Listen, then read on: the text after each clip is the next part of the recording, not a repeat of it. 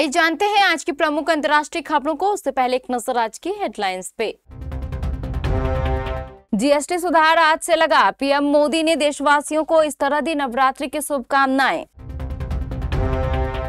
UN की बैठक से पहले इजराइल का गाजा में भीषण हमला, बच्चे समेत 34 की मौत। यूक्रेन ने क्रीमिया पर ड्रोन से किया अटैक, 2 लोगों की मौत और 15 घायल। टिकटॉक पर बन गई बात, अमेरिकी कंपनियों के हाथ में होगा कंट्रोल। रूस नाटो में बढ़ा टकराव, जर्मनी ने बाल्टिक सागर में तैनात किए फाइटर जेट्स। जिस पत्रकार ने दिखाई थी वुहान की कोविड वाली सच्चाई, उसे चीन ने फिर से जेल में डाला। कई महीनों बाद एक मंच पर नजर आए ट्रंप और एलन मस्क, व्हाइट हाउस ने कही ये बात। अगर नहीं माने तो अंजाम भुगतने को रहे तैयार, पाकिस्तान पर भड़का ये मुस्लिम देश। अरशद वारसी की जॉली एलएलबी 3 ने तीसरे दिन पीटा डंका, अक्षय की टॉप फिल्म। और भारत से हार के बाद पाकिस्तान के कप्तान सलमान आगा ने टीम के प्रदर्शन पर क्या कहा। प्रधानमंत्री नरेंद्र मोदी ने नवरात्रि के पहले दिन लोगों को शुभकामनाएं देते हुए सोमवार को कहा कि इस बार का नवरात्रि यह शुभ अवसर बहुत विशेष है, क्योंकि वस्तु एवं सेवा कर बचत उत्सव के साथ साथ स्वदेशी के मंत्र को एक नई ऊर्जा मिलने वाली है। जीएसटी सुधार आज से लागू हो गए, जिससे रोजमर्रा के जीवन में इस्तेमाल होने वाली कई चीजें सस्ती हो गई हैं। प्रधानमंत्री ने लोगों से विकसित और आत्मनिर्भर भारत के संकल्प की सिद्धि के लिए सामूहिक प्रयास का हिस्सा बनने का आह्वान किया। प्रधानमंत्री ने सोशल मीडिया मंच एक्स पर पोस्ट कर कहा, आप सभी को नवरात्रि की अनंत शुभकामनाएं। साहस, संयम और संकल्प के भक्ति भाव से भरा यह पावन पर्व हर किसी के जीवन में नई शक्ति और नया विश्वास लेकर आए। जय माता दी। गाजा में इजराइल की सेना ने एक बार फिर बड़ा हमला किया है। गाजा सिटी के स्वास्थ्य अधिकारियों ने रविवार को बताया कि इजराइल की ओर से रात भर चले हमलों में कम से कम 34 लोग मारे गए हैं। मरने वालों में अस्पताल के मेडिकल स्टाफ का एक कर्मचारी, उसकी पत्नी और 3 बच्चे शामिल हैं। इसके अलावा शहर के दक्षिणी हिस्से में रिहायशी इमारत पर हमले में 14 लोगों की जान गई है। इजराइल की ओर से यह हमला संयुक्त राष्ट्र की बैठक से ठीक पहले हुआ। इस बैठक में कई देशों की फिलिस्तीनी राष्ट्र को मान्यता देने की तैयारी है। इजराइल की सेना ने हाल ही में गाजा में नया अभियान शुरू किया है। इसमें गाजा सिटी में हमले और ज्यादा तेज कर दिए गए हैं। रूस के रक्षा मंत्रालय ने दावा किया है कि यूक्रेन द्वारा कर्मियों की एक रिपोर्ट एक रिसोर्ट क्षेत्र में किए गए ड्रोन हमले में 2 नागरिक मारे गए हैं और 15 लोग घायल हुए हैं।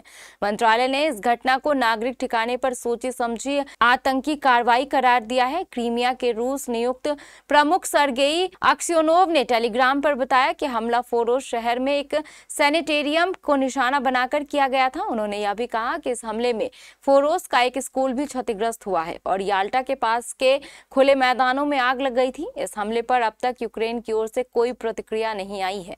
वहीं समाचार एजेंसी रॉयटर्स ने भी स्वतंत्र रूप से इस रिपोर्ट की पुष्टि नहीं की है।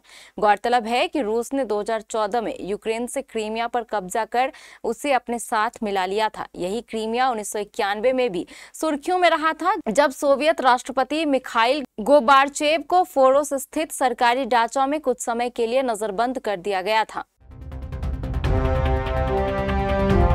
व्हाइट हाउस की ओर से टिकटॉक डील पर बड़ा बयान आया है। इस डील को लेकर कहा गया है कि अमेरिकी कंपनी टिकटॉक के एल्गोरिदम को पूरी तरह से कंट्रोल करेंगी। इतना ही नहीं, यह भी कहा गया है कि इसके संचालन बोर्ड के अमेरिका के पास बहुमत रहेगा। इसे लेकर व्हाइट हाउस की प्रेस सेक्रेटरी ने कहा है कि ऑरसेल डेटा और सुरक्षा की जिम्मेदारी लेगी। इसके अलावा बताया गया है कि अमेरिका में टिकटॉक को चलाने के लिए नया बोर्ड बनेगा और उसमें 7 में से 6 सीटें अमेरिकी नागरिकों के पास होंगी। बता दें कि अमेरिका और चीन की डील को लेकर लंबे समय से बात चल रही है। कांग्रेस की ओर से टिकटॉक पर बैन का कानून पहले से ही पास हो चुका है। यह जनवरी से लागू होना था। इसके बावजूद डोनाल्ड ट्रंप की ओर से कई बार आदेश देकर टिकटॉक को अस्थायी रूप से राहत दी गई। लंबे समय से टिकटॉक की पेरेंट कंपनी बाइटडेंस को अमेरिकी कारोबार बेचने के लिए मानने की कोशिशें जारी हैं। इसे लेकर हालिया बयान में प्रेस सेक्रेटरी ने कहा है, हमें पूरा विश्वास है कि डील हो चुकी है, अब सिर्फ साइन होना बाकी है। राष्ट्रपति की टीम चीनी अधिकारियों के साथ इसे पूरा करने के लिए काम कर रही है। जर्मनी की वायुसेना ने बाल्टिक सागर के तटवर्ती हिस्से में प्रवेश करने वाले एक रूसी टोही विमान को रोकने के लिए 2 यूरोफाइटर जेट्स तैनात कर दिए हैं। अल जजीरा की रिपोर्ट माने तो नाटो की क्विक रिएक्शन अलर्ट फोर्स ने एक अज्ञात लड़ाकू विमान का पता लगाने के बाद यह कार्रवाई की, जो बिना किसी उड़ान योजना या रेडियो संचार के उड़ान भर रहा था। जर्मन वायुसेना ने एक बयान में कहा, यह एक रूसी IL-20M टोही विमान था। पहचान के बाद हमने स्वीडिश नाटो सहयोगियों को एस्कॉर्ट की जिम्मेदारी सौंपी और जर्मन लड़ाकू विमान लौट आए। यह घटना तब हुई जब नाटो की उत्तरी अटलांटिक परिषद मंगलवार को एस्टोनिया के ऊपर रूसी जेट से जुड़ी एक अलग घटना पर चर्चा करने वाली है। एस्टोनिया ने शुक्रवार को मॉस्को पर अपने हवाई क्षेत्र का अभूतपूर्व और बेशर्म उल्लंघन करने का आरोप लगाया। उसने दावा किया कि रूस के 3 MiG-31 लड़ाकू विमानों ने बिना अनुमति के उसकी सीमा पार की और 12 मिनट तक अंदर रहे। चीन में एक पत्रकार को कोविड-19 महामारी के शुरुआती चरण को उजागर करने के लिए शुक्रवार को 4 साल की जेल की सजा सुनाई गई है। यह दूसरी बार है जब पत्रकार झांग झान को जेल भेजा गया। 42 वर्षीय झांग झान को इससे पहले दिसंबर 2020 में इसी आरोप में 4 साल की सजा मिली थी, जब उन्होंने वुहान की सड़कों और अस्पतालों से कोविड-19 के शुरुआती हालात की रिपोर्टिंग की थी। उनके वीडियो और लिखित रिपोर्ट्स ने आधिकारिक सरकारी नैरेटिव से अलग कहीं ज्यादा गंभीर तस्वीर पेश की थी, जिसके अनुसार झांग को सूचना की न्यायिका के रूप में सम्मानित किया जाना चाहिए, लेकिन इसके बजाय वह अमानवीय जेल स्थितियों में कैद हैं। संगठन ने अंतर्राष्ट्रीय समुदाय से अपील की है कि बीजिंग पर दबाव बनाया जाए ताकि उनकी तुरंत रिहाई हो सके। अमेरिकी राष्ट्रपति डोनाल्ड ट्रंप और बिजनेसमैन एलन मस्क कुछ महीने पहले हुए अपने अलगाव के बाद एरिजोना में चार्ली किर्क की मेमोरियल सभा में फिर से एक साथ नजर आए।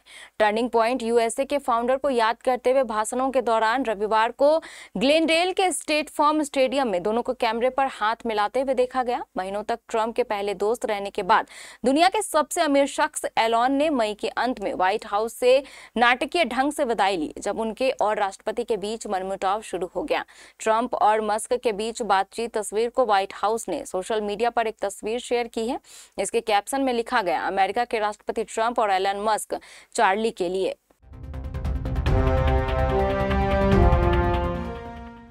अफगानिस्तान की तालिबान सरकार ने पाकिस्तान को जमकर खरी खोटी सुनाई है। तालिबान ने पाक नेताओं को आड़े हाथों लेते हुए कहा कि उन्हें हर गड़बड़ी के लिए अफगानिस्तान की ओर उंगली उठाना बंद कर देना चाहिए। इतना ही नहीं, तालिबान के प्रवक्ता जबीउल्लाह मुजाहिद ने यहां तक कहा कि पाक नेताओं को भड़काऊ बयान देने और काबुल पर आरोप मढ़ने से बचना चाहिए। इससे दोनों देशों के रिश्ते खराब होंगे और इसके नतीजे गंभीर हो सकते हैं। तालिबान प्रवक्ता मुजाहिद ने एक इंटरव्यू में पाकिस्तान को काबुल के खिलाफ आक्रामक भाषा का इस्तेमाल करने को लेकर चेतावनी दी है। जबीउल्लाह मुजाहिद की ओर से यह प्रतिक्रिया तब आई है जब पाकिस्तान की सेना और सरकार का कहना है कि तहरीके तालिबान पाकिस्तान यानी TTP को अफगानिस्तान में पनाह मिली हुई है।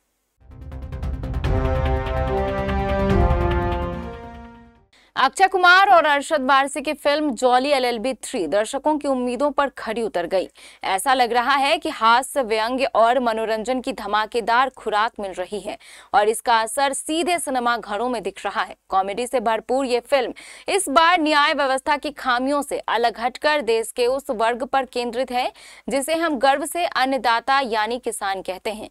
इस तीसरे पार्ट में कहानी में अब जगदीश्वर मिश्रा उर्फ जॉली कानपुर से निकलकर दिल्ली की अदालत में अपनी प्रैक्टिस करते दिख रहे हैं। वहीं जगदीश त्यागी उर्फ जॉली भी मेरठ की गलियों से आगे बढ़कर राजधानी की कोर्ट में हाथ साफ करने पहुंचे हैं। केस हथियाने को लेकर दोनों के बीच होड़ है और बात मारपीट की नौबत तक भी आ जाती है।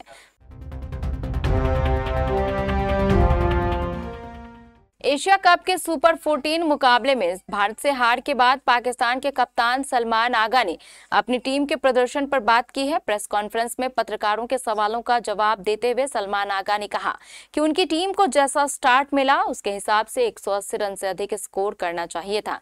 सलमान आगा ने कहा, शुरुआती 10 ओवरों में हमें जैसा स्टार्ट मिला था, मेरे ख्याल हमें 10-15 रन ज्यादा करने चाहिए थे, लेकिन यहाँ पर 10 ओवर के बाद बैटिंग करना इतना आसान नहीं है, तो 170 भी चुनौतीपूर्ण स्कोर था। पाकिस्तानी कप्तान ने अपनी टीम की गेंदबाजी और फील्डिंग पर भी बात की। एक सवाल के जवाब में उन्होंने कहा, आप कह सकते हैं कि हमने फील्डिंग बहुत अच्छी नहीं की है, लेकिन बल्लेबाजी में हमारा स्टार्ट अच्छा था। हम फिनिश अच्छा नहीं कर पाए और बॉलिंग में हमने स्टार्ट अच्छा नहीं किया, लेकिन फिनिश फिर भी अच्छा किया। एशिया कप में पाकिस्तान को भारत के खिलाफ लगातार दूसरी हार मिली है। पहले बल्लेबाजी करने उतरे पाकिस्तान की टीम ने 20 ओवरों में 5 विकेट के अनुसार पर 171 रन बनाए।